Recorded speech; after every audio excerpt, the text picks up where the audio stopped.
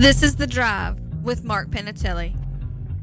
New Bern Sporting Goods, 3721 Trent Road in New Bern. They've got all of your athletic equipment needs, plus customized screen printing, embroidery, plaques, trophies, so much more. Stop by and see the good folks at New Bern Sporting Goods today.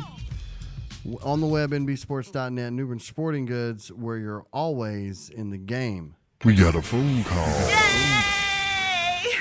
Joining us on the eve of his Grand Vacation 2018, News Channel 12's Brian North. Brian, happy Monday to you, sir. Well, thank you very much. It's now that our obligations are over for our spring sports. It's time to catch up on life here for the next couple of weeks and months until football season kicks into high gear.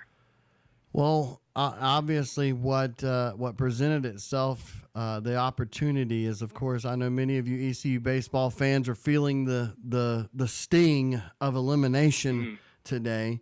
Let's talk a little bit about that, because it is something that every year we try to think, well, this is going to be the year. This team, look at the great pitching, and they've got the great balance, because it's not just a great unit of pitchers. They got some hitters. Man, you brought it up. It echoed in my head this weekend in both losses when you were talking about the fact that if the Pirates stumble, they had been stumbling at home. You brought up the fact that they had struggled at home this year, and they just didn't look themselves and find themselves already eliminated. You know, their Friday night starter, Chris Holba, just hasn't been the same. Look, they beat UNC Wilmington Friday night, but he gives up 7 runs. They had to get into their bullpen that night. Then you get South Carolina, and that was a little bit different deal. That Saturday night, that second game is so huge with the success of getting out of that regional. And the Pirates had opportunities. They had 3 base runners trying to steal. They weren't as disciplined at the plate. And then South Carolina, you give them credit, their pitching had something to do with that. But ECU had to go deep into their bullpen again. And then the whole Wilmington thing, look, Jake Agnos is throwing really well. They get the, 5-hour rain delay, so you can't bring him back. Although Mike Martin from Florida State might have, but they don't. And so... And so then you get into your bullpen, and guys that have been good lately, Trey Benton got lit up and just 9 runs in 1 inning, and that's all they score. So you take away that 1 inning, maybe they'd be playing again today, but they're not. And that's the crazy part of these regionals. You got a hot team like UNC Wilmington who's playing pretty well, same with South Carolina. But you look, all the number 1 seeds or the regional hosts who have lost this weekend, a lot of ACC teams for one. But it's not just ECU. It's the parity of college baseball, and with only 11 scholarships allowed for each team, it's a lot different animal. And I think we mentioned this last week, how close teams are 1 through 64 as compared to other sports. You mentioned that rain delay, the 5-hour rain delay. Did you see anything or hear anything about what the Pirates did during those 5 hours? And do you really accredit a lot of what we're sitting here talking about today to the fact that these guys were just stagnant for 5 straight hours? No, not at all, because first of all, they sit around the locker room, they watch TV, they get something to eat, sometimes they sleep. So, there's things for them to do, go over tape, scenarios. But when they came back from that 5-hour rain delay, they scored 2 more runs to go up 5-0. So it's not like they came out stagnant.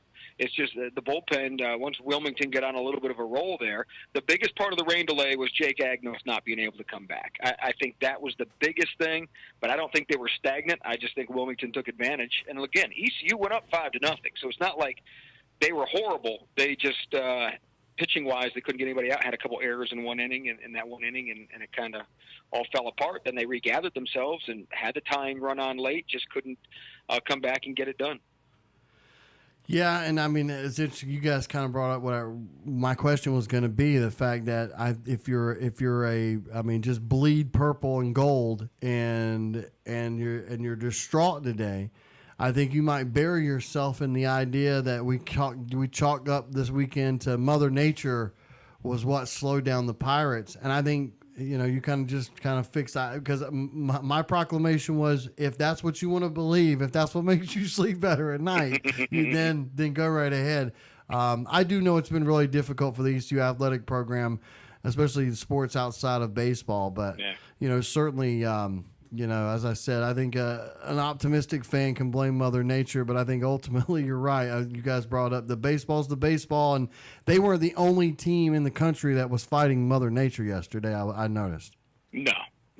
And look, and a lot of Pirate fans will take solace in the fact that NC State is out pretty quick too. So the only thing that would make everything better was if Chapel Hill was done too, but they had such an easy regional that that wasn't going to happen. Yes. But look, Coastal Carolina out, Clemson out, Florida State out. I mean, the list goes on and on. A lot of the top regional seeds were ousted. ECU's not the only one, and not to you take solace in it, but you feel it doesn't make you feel as bad. If you're the only regional host not to advance, then you feel worse. Brian, I wanted to get your thoughts on just college baseball as a whole, because I consider myself an extremely casual college baseball fan. I don't really watch any until this time of year every season. But as I'm sitting there Saturday afternoon watching, I mean, goodness, I think there were 37 games or something like that on Saturday, it seemed like. Every time I'm looking across the scoreboard, I'm seeing scores of 20-10, 16-9.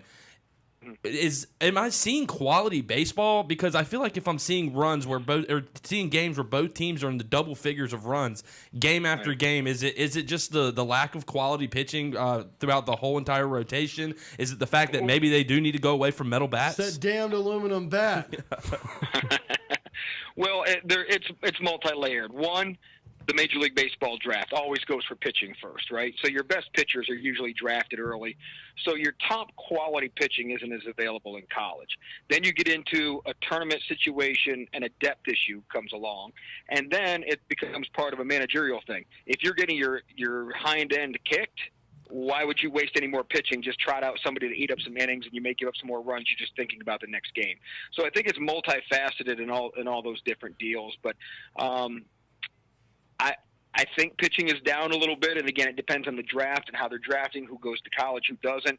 You go back and look at what UNC has done when they made those 4 straight trips to the College World Series and all the great pitching they had, from Andrew Miller to Alex White. The list goes on and on. I don't know if there's that type of quality arms. Even ECU, I don't think the pitching they have right now is the best they've had in my 20 years covering them. They hit better probably. But so pitching may be down a little bit, but I think it's a combination of all those factors.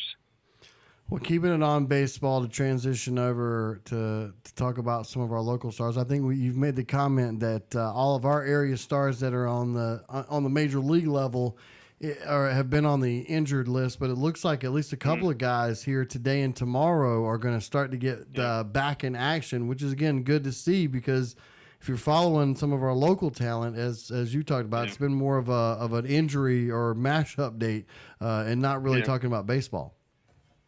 Adam Warren, the former New Bern Star, is an interesting one. He was hurt in April, back issue for the second straight year. He hadn't been on the DL his whole career, and then second straight year he's had that little back issue. But the Yankees bullpen, they found some other guys there. So what are they going to do with Adam? Does he go back into his traditional role? Look, there's been talk of making him a starter, and he actually in one of his rehab stints did start for the AA Trenton Thunder. So I'm curious just to see what they do with Adam. They brought him back, activating him today for the doubleheader because they want a little extra pitching depth. But what do they do with him going forward? Does he become a trade piece? It'll be really interesting. Lonnie Chisenhall, Carteret County, supposed to be back tomorrow. He's been dealing with that calf injury that got him last year and bit him again in the spring. How much can he play? Are they going to kind of go with him every other day sort of deal? Is going to be interesting. Keep an eye on Sean Armstrong, former West Craven Star, Bridgeton kid. He has been throwing pretty well in AAA, so I'm curious to see when the Mariners will bring him up. That's one of those options. He's out of options, so if they bring him up, they can't send him right back down again. So when he's up, and they want to make sure they make the right roster move for that. So keeping an eye on him as well. But now that we're into summertime mode, Chris Hatcher's been surviving with the A's 3-2 record. So he's doing okay out there. Carter Capps with the Padres. We're waiting for him to kind of get his stuff worked out in AAA. So, now a little bit more focus goes on those guys as we kind of get done with the high school and the college stuff for a couple of months. Well, again, we mentioned at the start of this conversation that vacations are coming up. I know Sam has a great trip ahead of him. He's going to be going up to a lot of these 6 ballparks, 6 days. 6 ballparks in 6 days. In 6 days. Whoa. Yeah. First of all, Sam, how the heck can you afford that? Oh, I can't. And I'm still B, trying to figure that out. Look, I survived my 20s by sleeping on a lot of friends' couches. So, but you find a way to get it done. All right, which ballparks are you hitting? It's going to start in Washington, D.C., so we're going to do Nationals. It's on a Sunday. Actually, my birthday, June 24th. So we're going to go Nationals Park. We're going to go up to Camden Yards the next day, Philadelphia, New York Mets for Citi Field, make the drive from New York to Boston for a Thursday night contest, and then finish in New York from Yankee Stadium for Red Sox Yankees on a Friday night.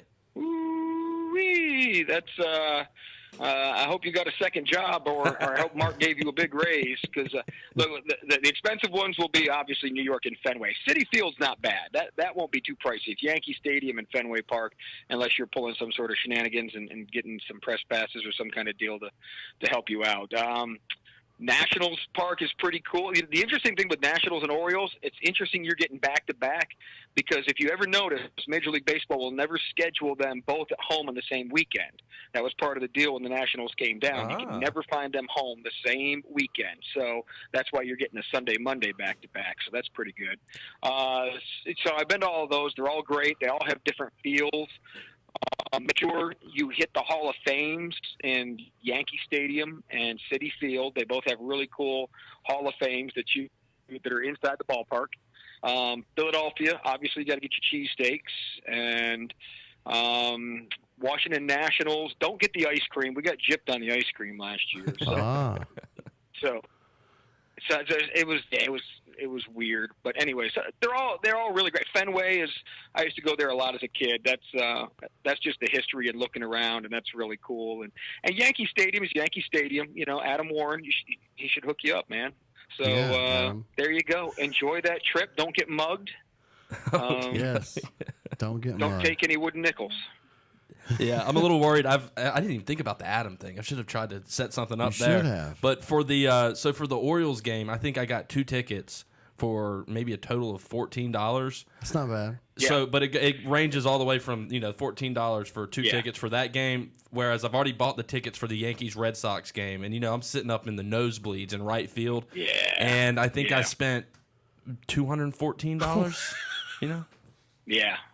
Yeah, it's a major difference. Citi Field's not. You can get some cheap ones there with the Mets, but yeah, Yankees and Red Sox will kill you on that. Or at Camden Yards, go out into right field on Utah Street, and you'll see they have a little ball marker where every guy has hit a home run and it's landed on Utah Street. Nice. So you need to go out and find Lonnie Chisenhall's home run mark out on Utah Street. So that's pretty cool. Camden used to be the toughest ticket to get back when Cal Ripken was there. Now it's take your choice. Yes, get you some crab cakes. Great restaurants in walking distance of the ballpark in Baltimore. That's what I would do. Oh yeah. Get you some French fries with the Old Bay on them. You can't go wrong with Old Bay on anything in Baltimore. I love Old Bay. Okay, Brian, you've done a lot of stuff. Do you have some list, something on the sports bucket list that you haven't done that got to come up in your future? Oh, there's plenty of stuff. I'm actually.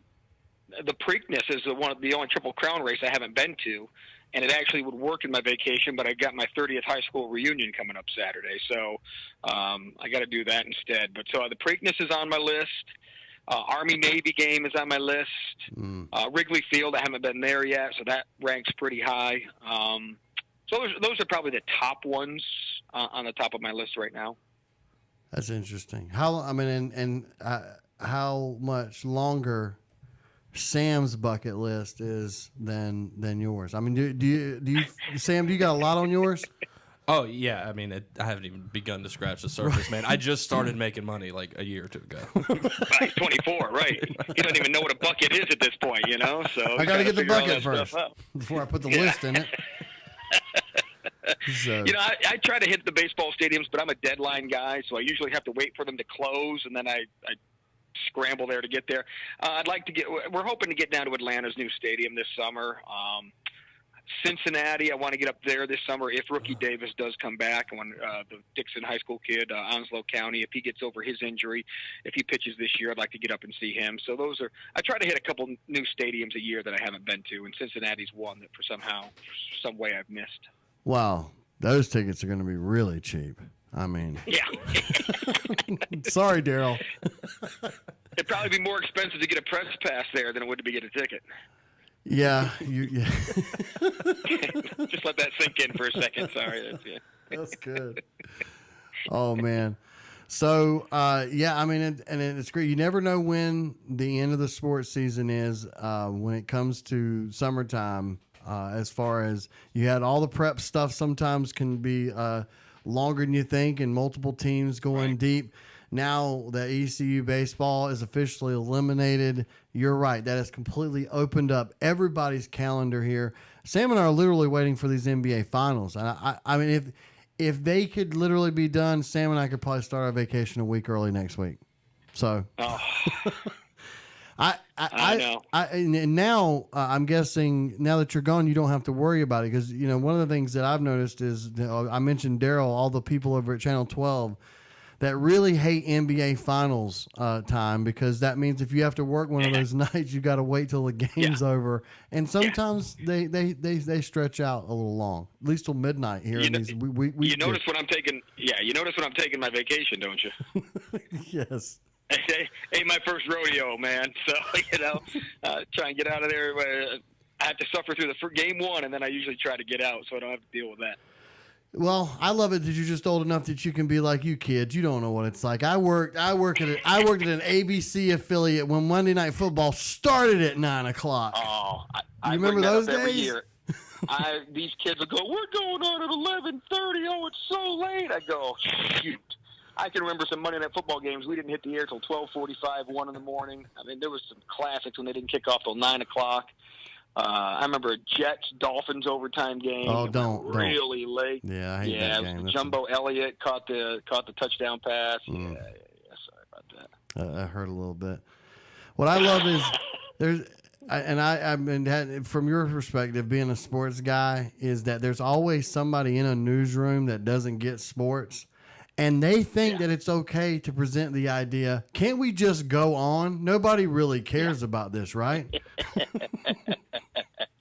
Yeah, or my favorite is every narcissistic news anchor will be like, as soon as we're on after midnight, they'll be like, I guess it's the next day. The morning news will be on soon. Ho, ho, ho.